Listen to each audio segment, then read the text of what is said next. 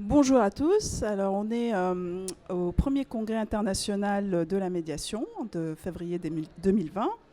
Nous sommes en présence, Christelle et moi-même, Joël, de Ahmed El Galaï, prix Nobel de la paix en 2015, défenseur Bonjour. de droits de l'homme et ex-président de la Ligue tunisienne pour la défense des droits de l'homme en Tunisie. C'est bien ça, Monsieur Galaï? Oui, ex-président, Ex-président. ex-vice-président. D'accord. Bienvenue parmi nous Merci pour ce bien. premier congrès international. Oui. Bienvenue, Monsieur Galaï. Shukran, merci. Ahlan wa sahlan, comme ça qu'on Marhaba dit. bikoum, mashkourin. Donc on vient de voir là pour la première session, première plénière du congrès, le sujet proposé était sur l'intelligence artificielle et la médiation. Oui. Alors c'était très intéressant Oui. et donc on se pose plein de questions justement sur l'intelligence artificielle et comment va-t-elle aujourd'hui et dans le futur influencer les rapports humains. Oui, sujet inattendu en fait, hein, Ouais. qui est perturbateur, parce qu'il perturbe nos convictions. Nous qui pensions que la médiation est essentiellement humaine, sociale, voilà que la machine s'en mêle. Donc voilà une grande question, mais pourquoi pas, on doit la poser. L'humanité doit se poser toutes les questions qu'elle peut résoudre, hein, comme a dit Karl Marx. L'humanité ne se pose que les questions qu'elle peut résoudre. Ouais. Et puis, ayant foi à cette humanité créative, cette humanité qui va de l'avant toujours, l'humanité a fait en 2 siècles ce qu'elle n'a pas fait pendant 2 millénaires. Donc elle pourra trouver des solutions, mais avec beaucoup de vigilance.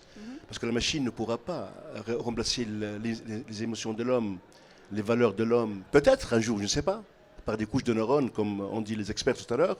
Peut-être pourrions-nous trouver une interface émotionnelle, émotive. Mais je crois que il faudra mettre beaucoup d'éthique là-dedans, parce que la machine aussi, elle n'a pas cette valeur des droits humains. D'ailleurs, toute la médiation comme outil de résolution de conflits doit être basée sur cette approche basée sur le droit de l'homme. Tout à l'heure, on a entendu que les robots n'ont détecté que les noirs, que les blancs, et ils ont oublié les noirs, parce que l'homme, celui qui a programmé, n'a pas pensé aux noirs. Donc, vision raciste, même inconsciente. Et aussi, l'homme qui a détecté ou bien qui a programmé le robot n'a pas mis en programme les femmes. Donc, les robots ne voient que les hommes. Aussi, vision sexiste à laquelle il faudra faire attention. Donc, pour résoudre cela, pour dire qu'il faudra toujours une approche basée sur les droits humains, sur les valeurs de l'humanité, l'égalité des gens, l'égalité de tous devant les droits égaux. Voilà, un garde-fou essentiel pour moi. La machinisation, d'accord, le machinisme, ok, pour que l'homme vive mieux, mais pas pour qu'il vive sous la machine. À qui incombe la responsabilité de veiller à ce que l'intelligence artificielle ne déshumanise pas l'homme? Essentiellement, elle incombe tout d'abord aux médiateurs eux-mêmes qui réfléchissent déjà à leur pratique professionnelle en intégrant dans la formation un module de droits de l'homme, un module d'humanisme, un module de rapport machine-homme. Bien sûr, cela aussi, c'est parce eux, si je parle des médiateurs, c'est aussi toute la structure qui est derrière les médiateurs, leur école de formation, l'éducation elle-même, citoyenne ou bien formelle, informelle et non formelle. L'éducation doit, en général, c'est une question sociétale, celle-là. L'humanisation de toutes les valeurs, de toute l'éducation, c'est l'enfant. Déjà, dans la famille, dans l'école, dans la rue, dans les ONG, les associations, il faut que ce tissu de droits humains soit diffus partout. Alors l'éducation joue un grand rôle, les parents aussi jouent un grand rôle, l'école doit jouer un rôle.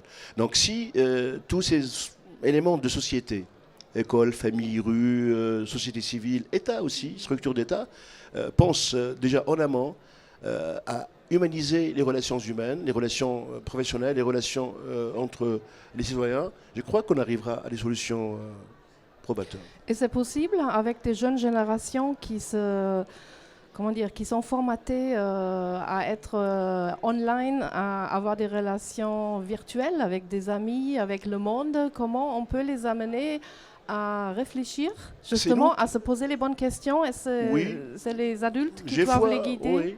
C'est nous qui pensons qu'ils sont formatés. C'est nous qui pensons peut-être qu'ils sont pris par la machine. Mais en fait, ils ont une intelligence supérieure à nous dans certains domaines.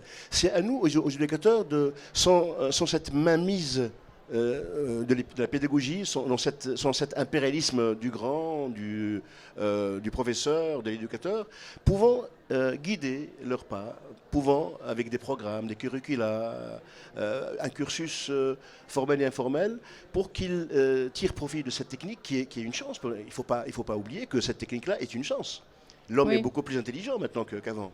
Mais il faut aussi l'usage. C'est pour ça aussi que j'insiste sur l'éducation qui est la porte essentielle pour que nos générations futures, et je parle là du venir du monde, du venir de la société, du venir de ce globe-là, qui maintenant, et j'ai pris tout à l'heure cette image de ce taureau qui malmène la terre entre ces cornes-là.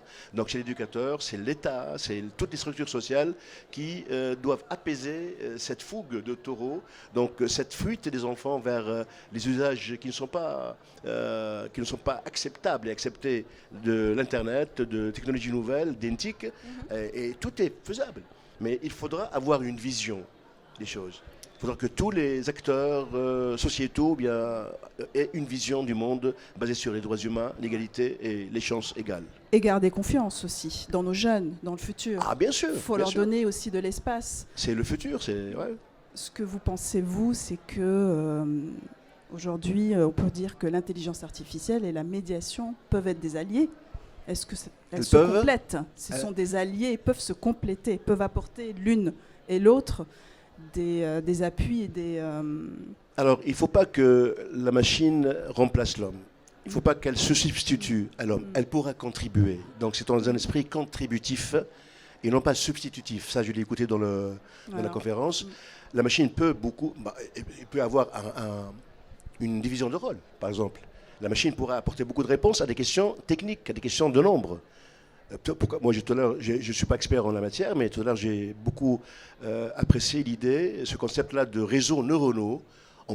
La machine pourra être intelligente lorsqu'on lui donne beaucoup d'informations, des couches d'informations, ça passe par des couches, comme lorsqu'elle a beaucoup d'idées, beaucoup d'images de chats, elle peut voir que c'est un chat.